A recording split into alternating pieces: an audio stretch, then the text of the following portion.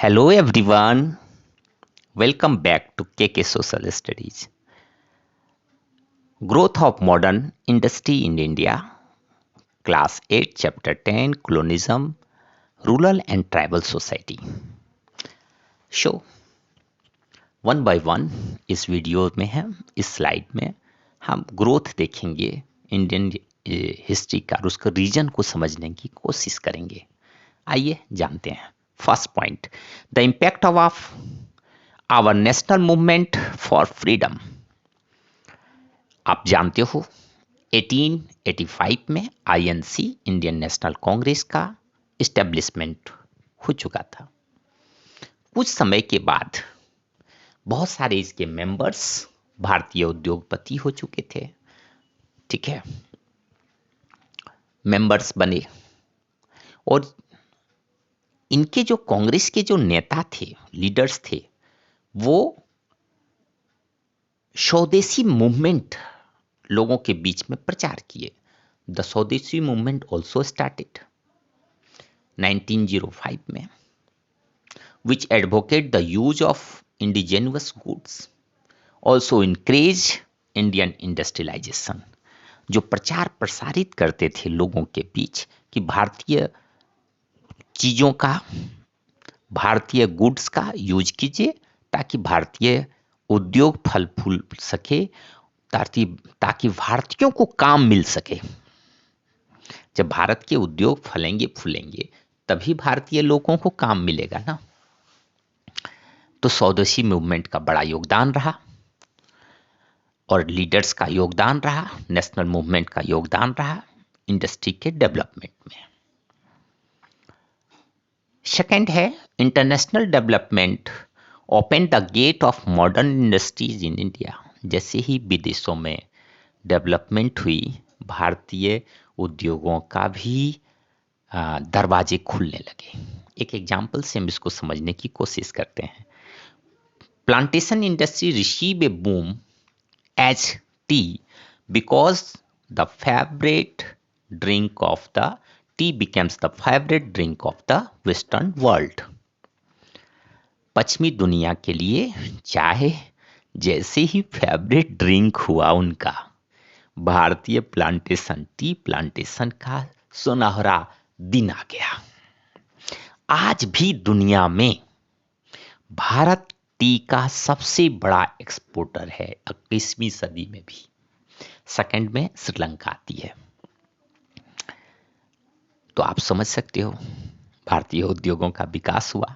Jute, जिससे gunny bag बनते हैं, अमेरिका सबसे ज्यादा गनी जूट मीन्स हमसे एक्सपोर्ट करता है, या अमेरिका को सबसे ज्यादा हम जूट ही बेचते हैं।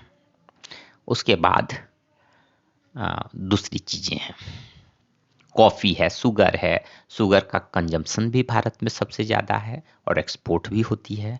कॉफी, नेस्कैफे का नाम तो सुना ही होगा, तो ये सबसे ज्यादा बिकती भी है। ठीक है,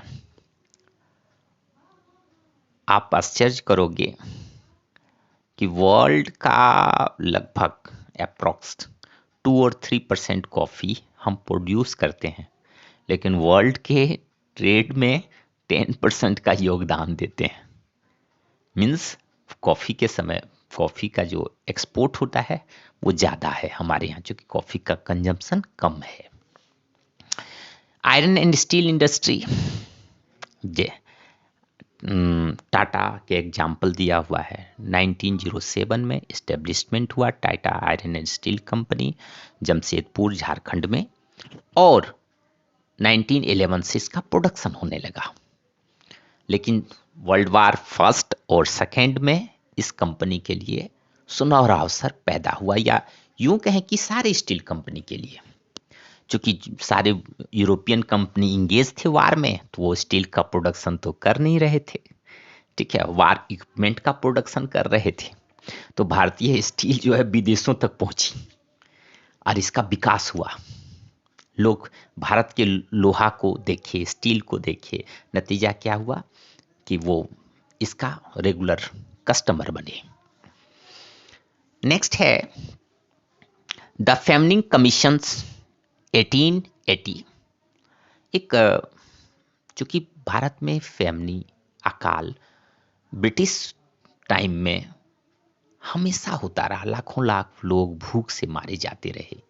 तो एक क्वेश्चन मार्क था ब्रिटिशर्स के रूलिंग पर कि आप कैसा रूल करते हो कि लोग भूख से मर जा रहे हैं, लाखों लाख लोग मर रहे हैं। अब बंगाल में तो बहुत सारी फैमिली हुए हैं, महाराष्ट्र में हुए हैं, नॉर्थ इंडिया में बहुत सारी जगह, लेकिन ज़्यादातर बंगाल में बहुत फैमिली अकर्ड हुई है। डिफरेंट पार्ट ऑफ इंडिया में भी हुई है, आप देख सकते हो फैमिली के चार्ट, उससे आप समझ सकते हो।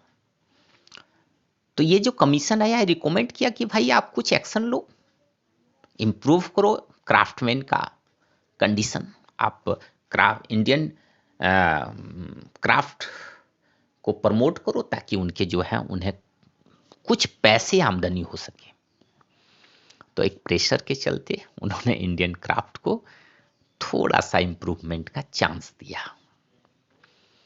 The Britishers help in establishing some mechanised industry in India which catered to their imperial interest. उनके जो औपनिवेशिक इंटरेस्ट से रिलेटेड जो जरूरतें थी उसके लिए उन्होंने मशीनाइज्ड इंडस्ट्री को कुछ एस्टेब्लिशमेंट भी भारत में किया। जैसे आप थोड़ा सा सोच के देखिए, माइनिंग में डिगिंग के लिए मशीन चाहिए, और अगर वाटर भर जाता है तो उसको वाटर को बाहर निकालने के लिए मशीनें चाहिए। तो इन दो तरह की मशीनों का इंडस्ट्री भारत में वो लगाने लगे। क्योंकि बार बार मशीनें खराब होंगी, उसके पार्ट्स खराब होंगे, तो बार बार मशीन इंग्लैंड से मंगाना या उसके पार्ट्स को मंगाना उनके लिए कॉस्टली था।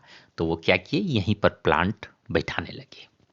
क्योंकि वो बहुत तरह के, जैसे कोल का डिगिंग है, माइनिंग करते थे, एल्युमिनियम का करते थे, कॉपर का करते थे, बहुत सारा चीज़ का करते थे, मार्बल का करते थे। क्योंकि वो यहाँ से माइनिंग से भी बहुत पैसा कमाते थे। कोई ऐसा एरिया नहीं है जहाँ से वो प्रॉफिट बुक नहीं करते थे। फिर रेलवेज है, रेलवे का एक्सपेंशन हुआ तो ट्रैक, कोच और इंजन, ये तीन चीज़ें भारत में जरूरत थी। तो इनसे रिलेटेड कुछ फैक्ट्रियाँ, चितरंजन वगैरह जो है स्टीम इंजन का, हाँ, लोकोमोटिव इंजन्स का फैक्ट्री वगैरह जो है लगाने लगा Britishers.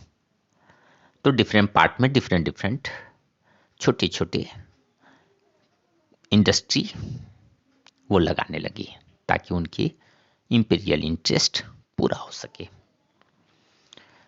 So, assignment question for you: highlight in any 3 changes took place in modern industry in 19th century। 19वीं सदी में कुछ मॉडर्न इंडस्ट्री के कुछ चेंजेस को बताइए।